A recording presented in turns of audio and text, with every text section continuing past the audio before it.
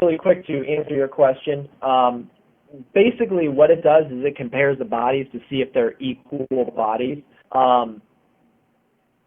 Then what it is basically just adds them as separate cutlass items. Again, for that customized stuff where you're dealing with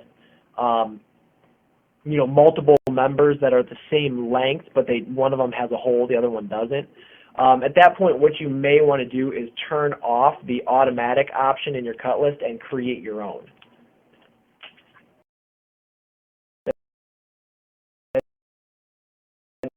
Jeff, again, that's, I think, under the same lines there. What you may want to do is, again, maybe turn off automatic and tell it to automatic, or tell it that you're essentially going to create your own cut list, and then you can sort and organize and change those items to display however you want in that bill of material.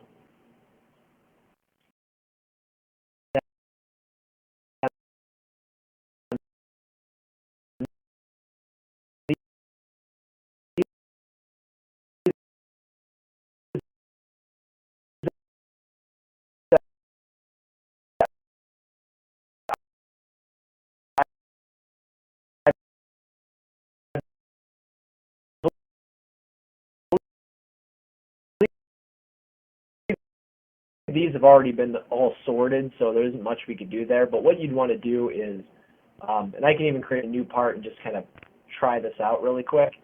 Doesn't have to be too complicated. I'll just create a cut list with like 1 or 2 items in it. And what we want to do is just click weldment to define it as a weldment. What that'll do is bring up the cut list item without actually sorting everything out. You just right-click, turn off automatic, and then start to go through your structural members. So I'll go ahead and just pick these bodies and group and maybe call out these bodies here, and then hit OK. And what that should do is just add them as bodies under your structural members. So then what you have the ability to do is notice create cut list item. So what you want to do is just pick 2 of these entities, or whichever entities you'd want. Let me go ahead and get this one and this one. Then you just right click and say create cut list item. And what it'll do is put those together as an individual cut list item, and then do the same thing for these 2. So you'd right click, select those 2, and say create a cut list item, and it would automatically put those in. So if you leave it manual, you turn off the automatic option, you add all of your cut list items, then if you drill your holes or whatever it would be, and then add them to the same cut list item, that'll kind of avoid that problem.